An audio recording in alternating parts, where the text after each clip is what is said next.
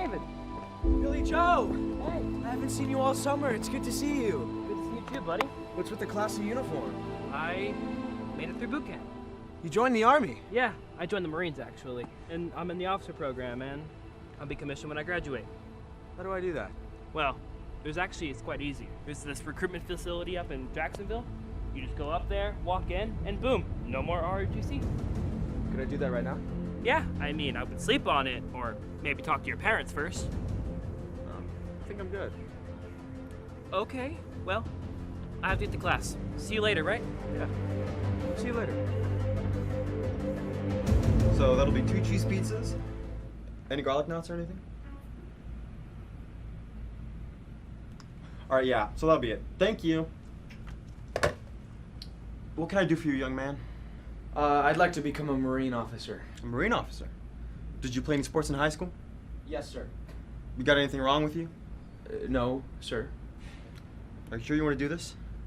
Yes, sir, I am. Alright. If you just raise your right hand and repeat after me. I solemnly swear to serve and protect the Constitution of the United States of America.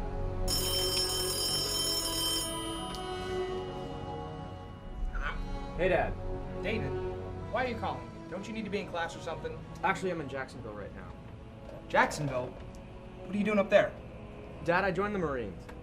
What? David Hugh Ingram, there is a war going on. There is? Yes, the Vietnam War. Oh, right. I cannot believe this. Your mother's gonna be furious. You better hope that they don't ship you out there. Dad, you don't have to worry. Wait, no, I have to go. David?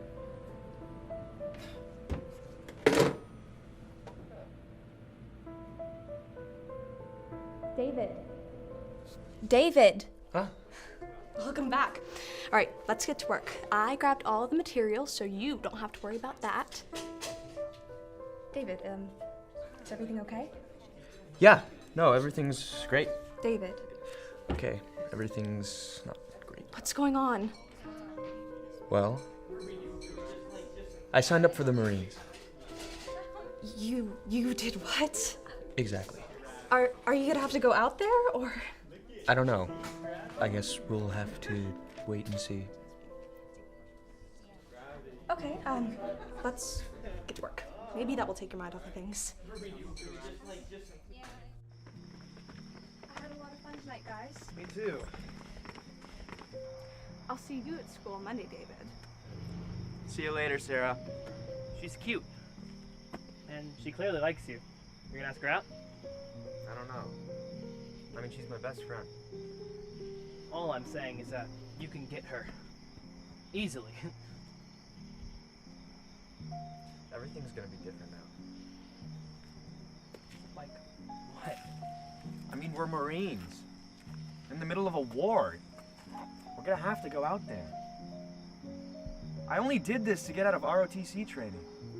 David, it's our service to this nation, and it's an important service. We're gonna be heroes to the people, David. I just don't want to leave all of this behind. I'm gonna miss so many opportunities. Like, asking that girl out? Yeah? Then why don't you before you miss your shot? Come on, let's get out of here.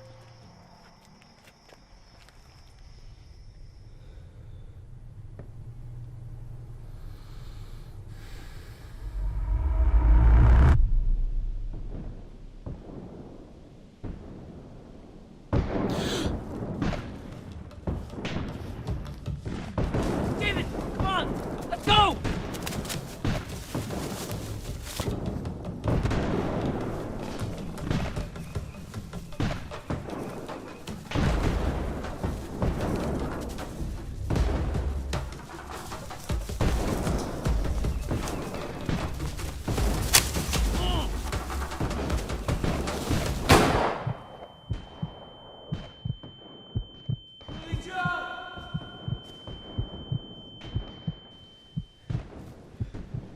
Go. No, I'm not leaving you. David, when I signed up for the Marines, I knew the risks. I've given my life to serve this country, and that's something I could truly be proud of. Never forget that.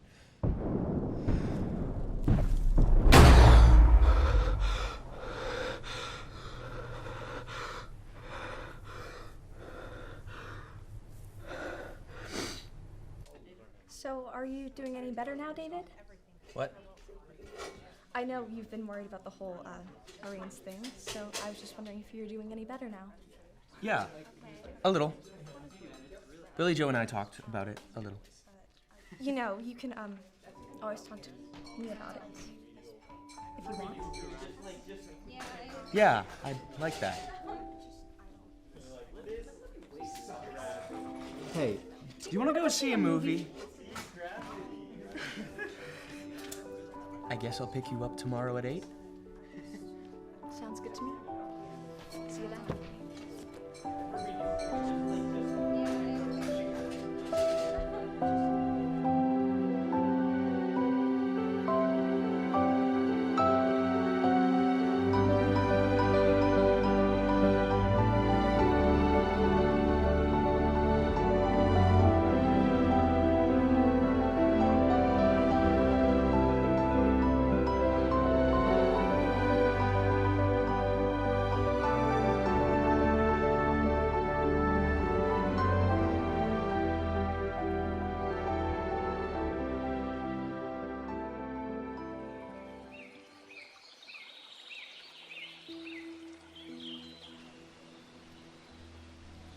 David!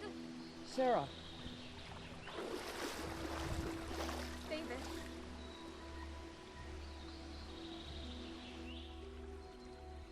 David, you can save her. You can save America. By joining the Marines, you could save millions more.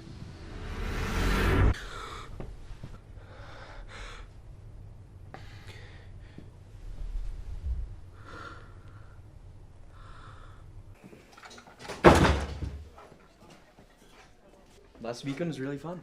It really was, wasn't it? I kind of wish it could have happened sooner. No, I wouldn't change a thing. I think it was meant to be this way. Really, you don't think it would have been better if we gone out, I don't know, at the beginning of the semester? No, not at all. I'm glad we really got to know each other first, rather than me going after you without really knowing you. I never really thought about it like that, but yeah, I'm glad it was like that too. Let's get dinner tonight. Sure. Casual dining? Sure. You know what? Let's go somewhere nice. I'll see you at 7 o'clock sharp. 7 o'clock show?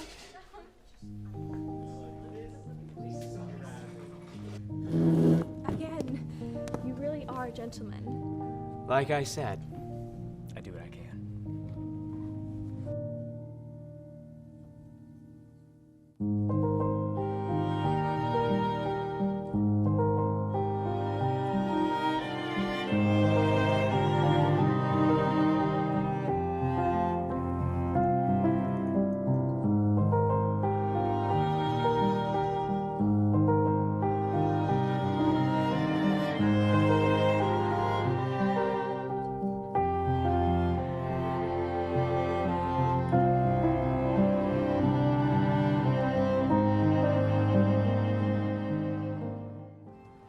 Tonight was incredible, Sarah. It really was. I wish we could just do this forever. Why can't we? What do you mean, David? Sarah, since the first time we met in that physics class, I thought you were the most beautiful girl in the world. And I remember thinking to myself, dear God, let her be paired with me. And sure enough, we were lab partners. Ever since the first day we met, I realized that I wanted to be more than just partners in a lab. That I wanted to be something more. What are you getting at, David? Sarah, I wasn't planning on doing this tonight. But there's no one else in the world that I love more than you, Sarah. Will you marry me? Oh, David. So that's a yes? David, Yes. this is for you. It's urgent. What is it?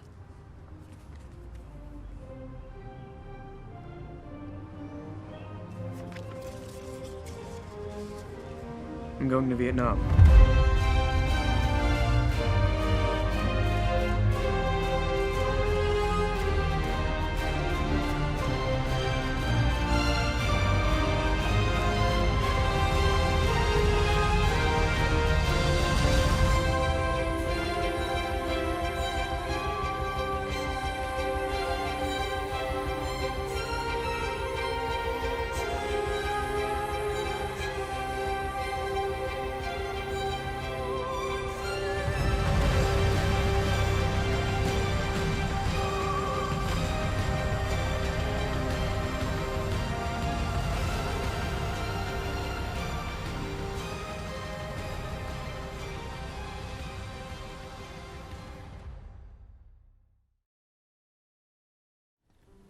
I found out in college about this Marine Corps officer program, and a guy named Billy Joe McCabe from, I don't know whatever happened to Billy Joe, but he told me about this program. And so I actually took a Greyhound bus from Gainesville, Florida to Jacksonville, spent the night in a rundown hotel, and went in and walked into the recruiter and signed up.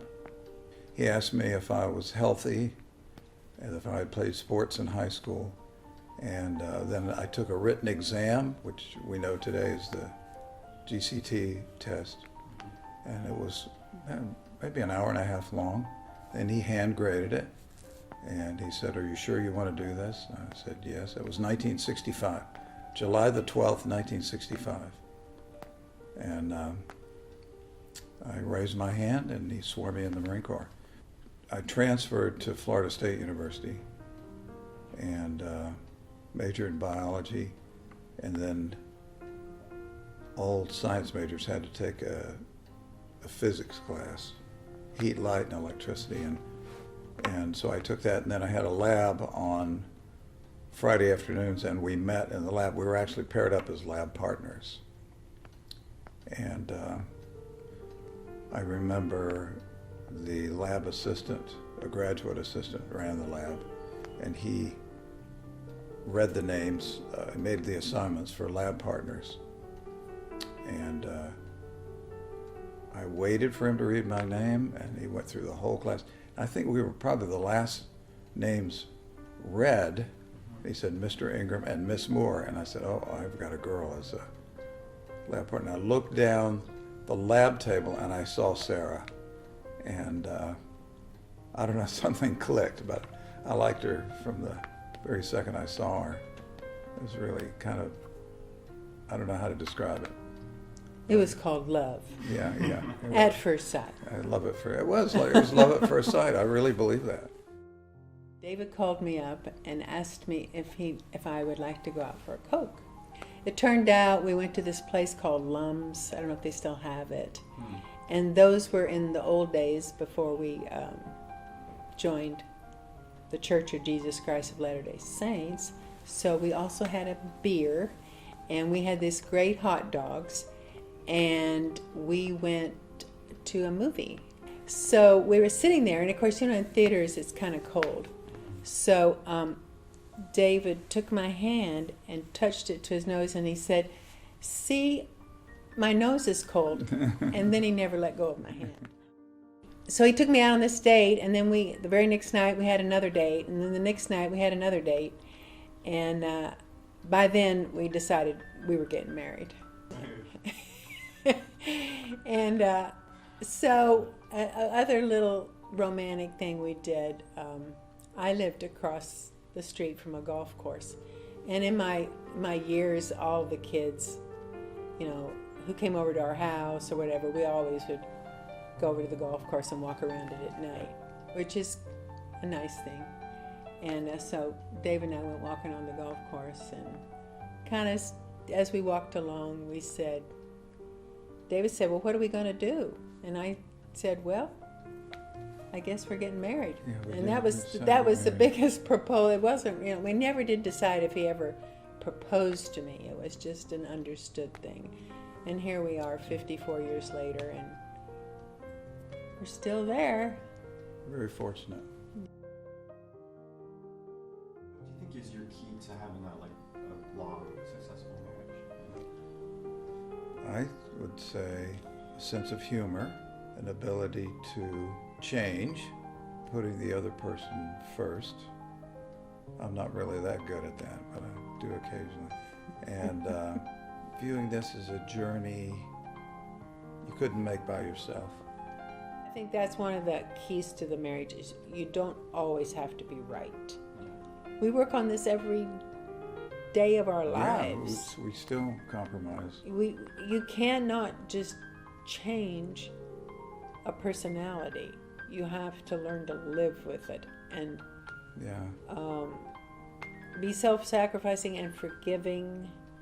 And it's sort of the way that David used to say when he taught ninth graders, you don't take anything personally, and remember, everybody's a basket case, pretty much. We're all a little bit crazy. We all have our little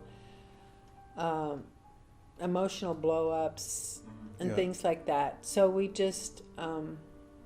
This isn't Burger King and you can't have it your way. Got to remember that. I hope you do, honey. I'll try.